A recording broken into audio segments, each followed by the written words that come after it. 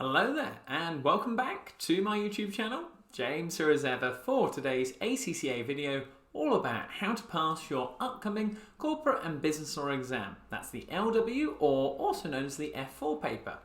If this is the first time you visited my channel before, my name is James. I'm an ACCA qualified member from the UK, and my channel is set up to help ACCA students around the world pass their upcoming exams. What a delight. Well, in today's video, I'm going to take you through how you can pass your upcoming corporate and business law exam no matter which one you're doing. So this video is going to be for anyone studying the global, UK, Botswana, Cyprus, Hong Kong, Ireland, Lesotho, Malta, Malaysia, Russia, Singapore, Vietnam, South Africa, and Zimbabwe. I wouldn't forget you.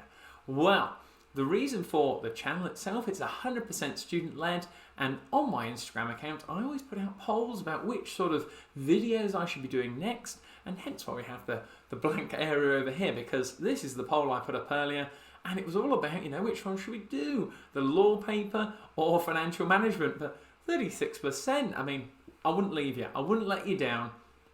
So this video is dedicated to you because from the 36%, I must say up here, Kevin, thank you so much for your message. I always dedicate my videos to people who subscribe to my channel, who follow me online, and today is no different. So Kevin, this video is dedicated to you.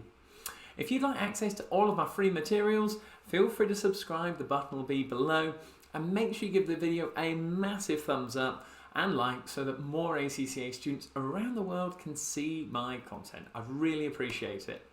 Also, whilst you're down there, feel free to leave a comment with any other sort of videos you'd like me to record, and I've left all of the links and resources, so that's all the core text that I'd recommend you purchase in order to pass your upcoming corporate and business law exam that I'd be looking to buy myself. That is the main thing. Well, in today's video, we usually have top tips on the channel of maybe 10 or 5, but today I've got 2 for you. So, 2, come on.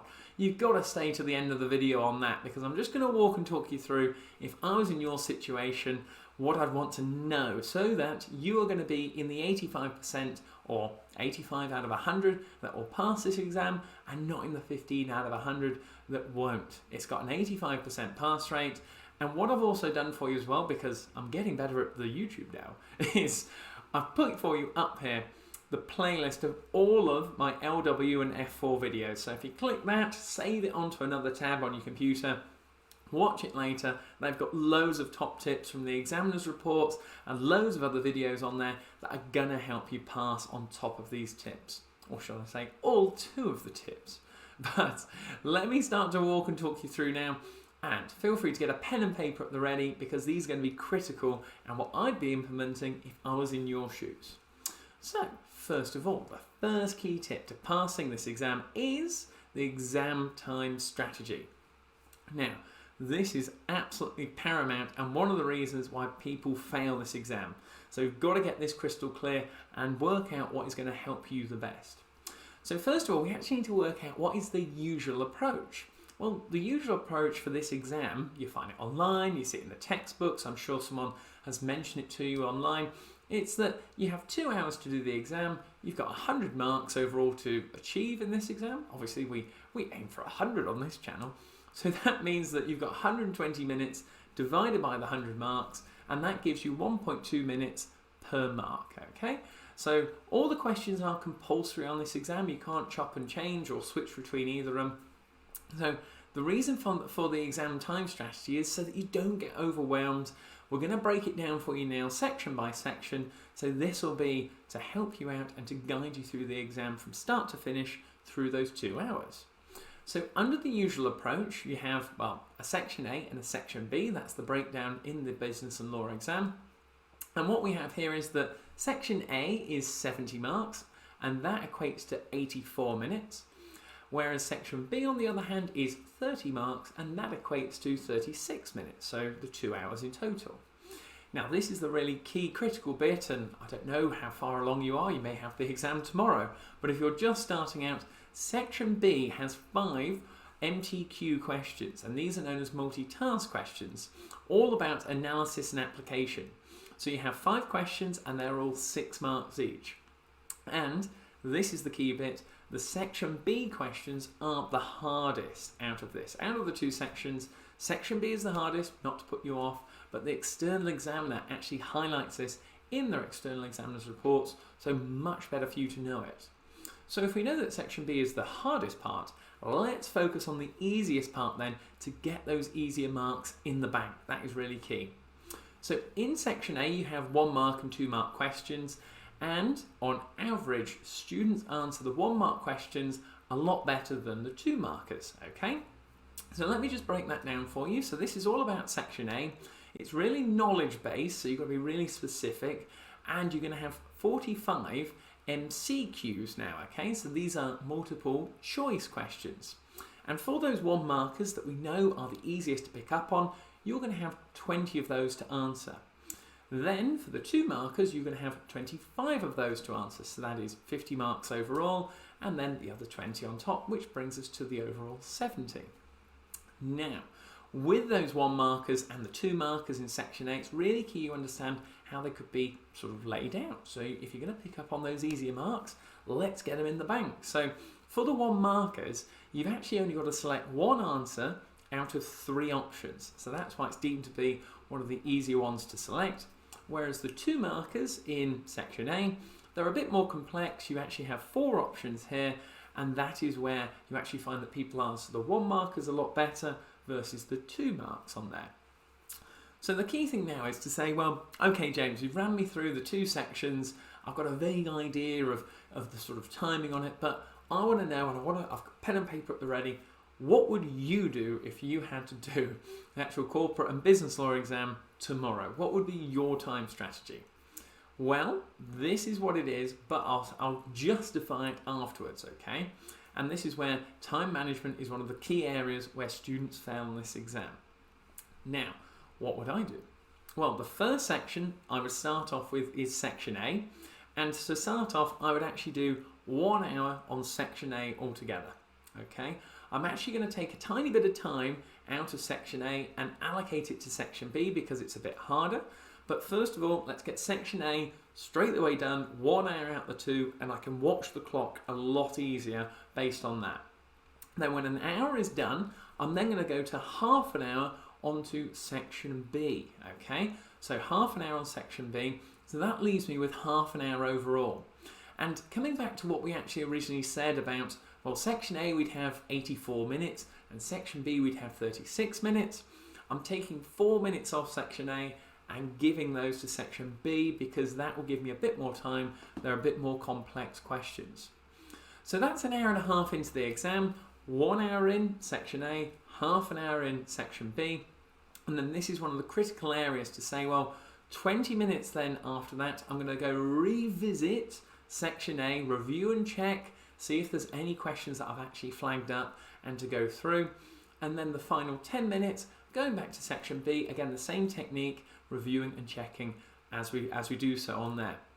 Now, the key thing what I'd also be doing in these sort of transition phases between the two, especially for the 20-minute section of section A and then the final 10-minute section of section B, is between those, get a deep breath in you, a bit of water, clear mindset. The reason why I split it up is the external examiner states in their external examiner's report that students make silly mistakes on this exam, and that is why they fail. They don't read the question thoroughly, they don't analyse the answer, they don't actually take out the actual possible answers that have no chance of being like it. So it's a way that I'd use to my advantage to go through it, check it through with a real critical mindset, and that is how it's going to benefit you. You're giving yourself that second opportunity to actually go back, have a look through your answers, because staying that full concentration throughout the 2-hour time period, you're going to go through peaks and troughs, and you're going to come up against questions where you're really not sure about.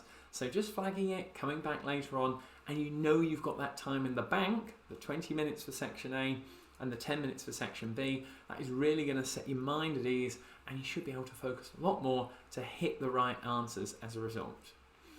Now, in order to achieve this, okay, to actually go through that sort of mindset and to actually have it planned out like that, again, nice and easy, the first hour just on section A, then the next half an hour on section B, 20 minutes on section A, and then 10 minutes on section B to finish off.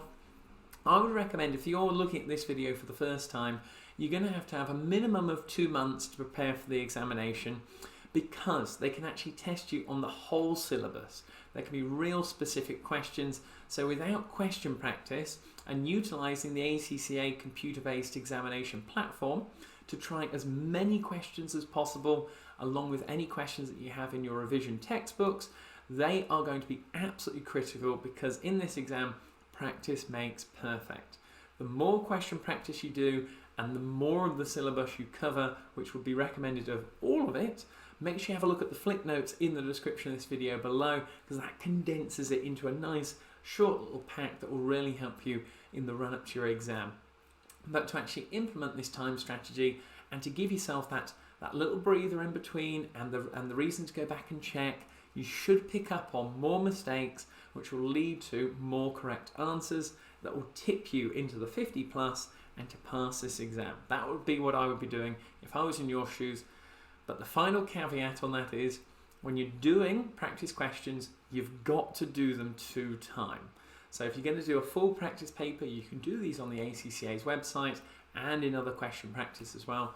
Do them to time, see how you get on, and that will definitely help you. Trust me on that.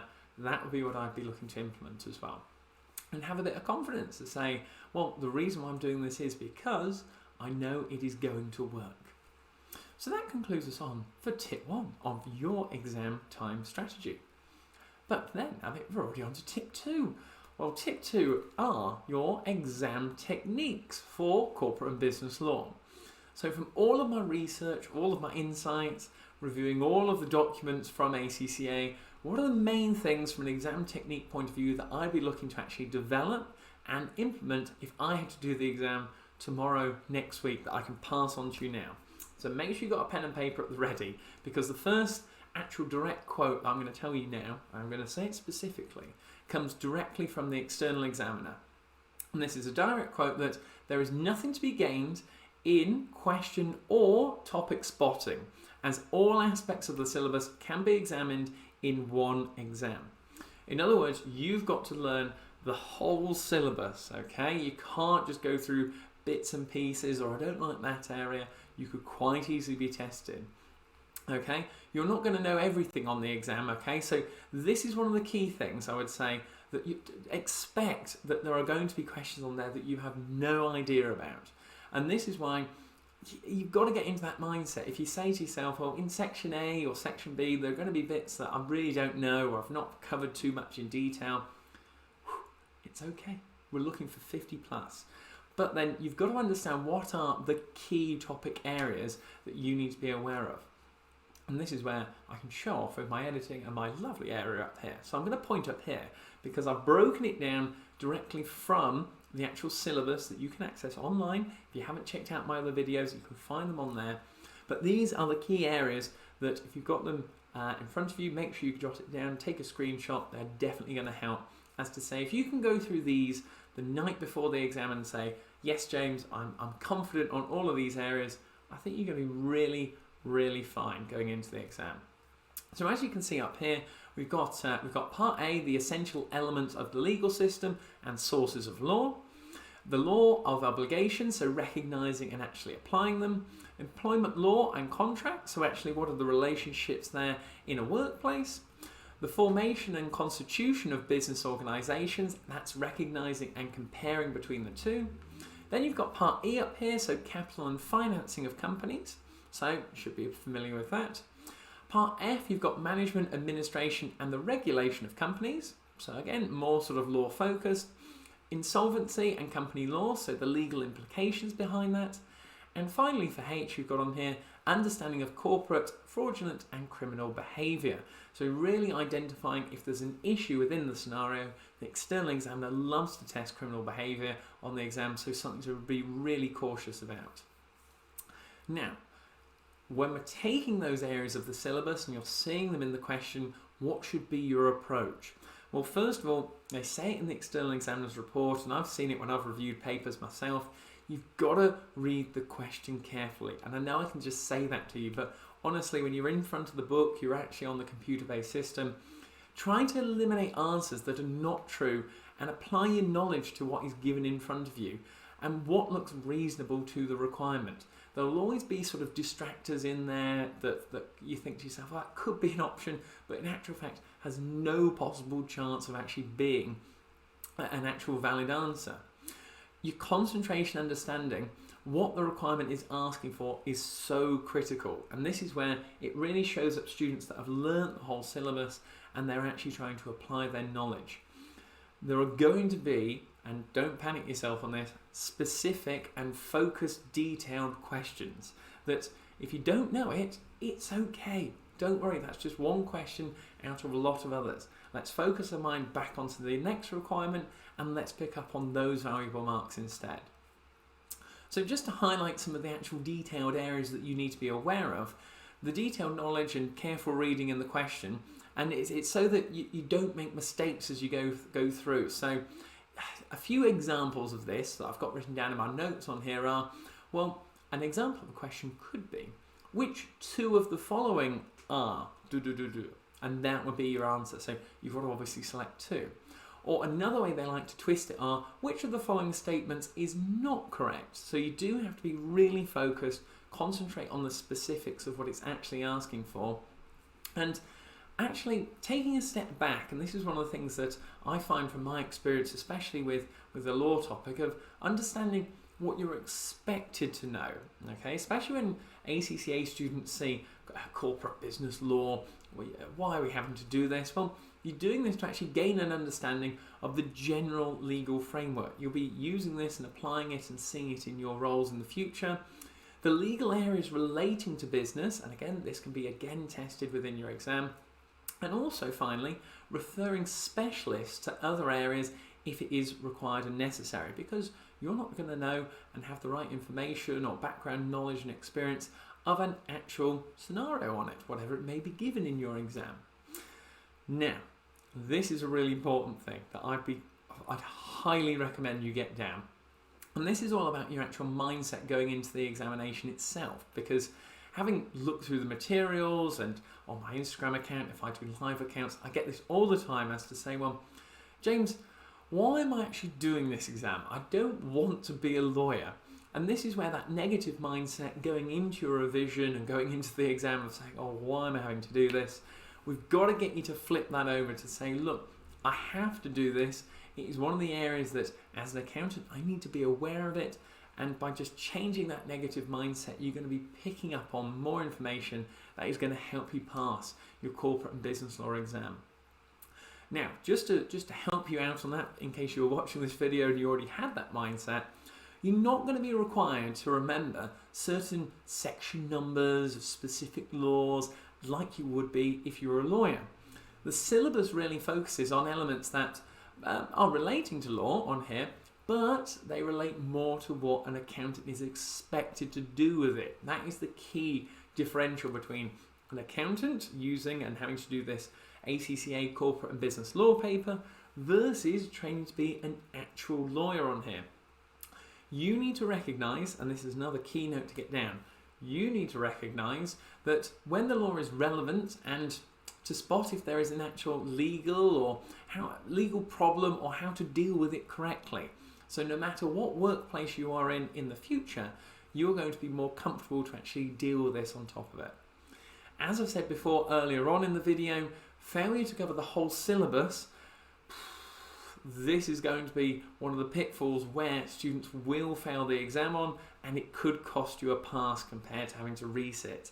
So you've been warned once, I'm going to warn you again on this video. I mentioned it at the start, but please make sure you try and cover as much of the syllabus in as much detail as possible. Also, as well, think about it if you just sort of scrape ahead or scrape a pass in law. Well, the key thing here is that the law paper actually links into future applied skills papers on top of it and professional papers. So it definitely relates into audit and assurance, financial reporting and strategic business reporting, SBR. So think about it that I need to actually take into account this knowledge because I'm going to have to use it and apply it in future exams as well. So if I'm not going to learn it now, I'm going to get a shock in the future when I see it again. Another key tip when you're actually going through this exam is, what I would do if I was in your situation, is to write down on paper any mistakes in any areas. I'd have a specific piece of paper. I'm sure I could find one in here. Oh yes, just like magic on there. A completely blank piece of paper, and this piece of paper is only for mistakes you make on your exam. Just list them down, areas that you didn't understand but they came up in question practice, because as I said earlier, practice on questions makes things perfect, and that is so critical in this exam. I can't tell you how much, but just write it down on that blank piece of paper. Use that technique in other exams as well, but particularly in this, because some of the specific knowledge and detail that I see on the technical articles on ACCA's website are what you need to know, are absolutely fundamental. And just try and picture it to yourself. Imagine getting that 48, 49 and not remembering that one bit of knowledge that could have made all the little bits of difference. So that's what I would do if I was in your shoes on there. It doesn't matter on making mistakes. There are always going to be areas that on this particular syllabus you will have not seen, you have not covered. So do not panic. It's okay. Pop it down on the list, recoup, go back again, more question practice, refer back to the syllabus, and you'll be okay. So that concludes on there for tip number 2 for the exam technique. Those are my two fundamental key tips, along with going through all the syllabus as we said. What I've done for you is I put the link to all the core texts, all the books in the bottom of this video that are all up to date and that I actually recommend for you to pass, so that you, when you're going through doing these question practice papers, they are going to be absolutely spot on, and I really hope they could be the difference between you getting that pass and being in the 85% pass rate on here. Whew. Deep breath, I know. Kevin, I hope you enjoyed the video today. If you have found it helpful going through the tips, make sure you give it a massive thumbs up. I really hope that these tips are going to be the difference between you getting that pass, and feel free to leave me a comment of any other videos below that you'd like me to do, and also how you get on with the exam. But the main thing obviously is, if you want to access to all of my new free videos, make sure you subscribe down there. That's one of the key things. Once I post up all the videos, I post them on my Instagram as well, so that you don't miss out on any of them, because that little tip, that little bit of nugget of information could be the difference between you getting that pass email, which is what the whole channel's about, 100% student-led. Well, the last thing I can say is best of luck with your upcoming corporate and business law exam. I really hope these 2 clear and concise tips will make the difference in your upcoming exam. But as I said at the start of the video, what I've done is I've left a couple of videos at the end here, along with my other law videos on the playlist. Make sure you check them out. They're going to be absolutely fundamental to help you pass. But as always, on that bombshell, I'll see you next time. Cheers.